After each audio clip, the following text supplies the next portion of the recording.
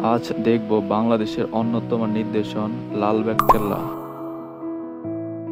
লালবাগ কেল্লার রহস্য, নিদর্শন কোথায় অবস্থিত এবং কারা তৈরি করেছিল, তার সাথে দেখব কেমনে যাব এবং কত টাকা লাগবে, সব জানাবো আজকের ভিডিওতে।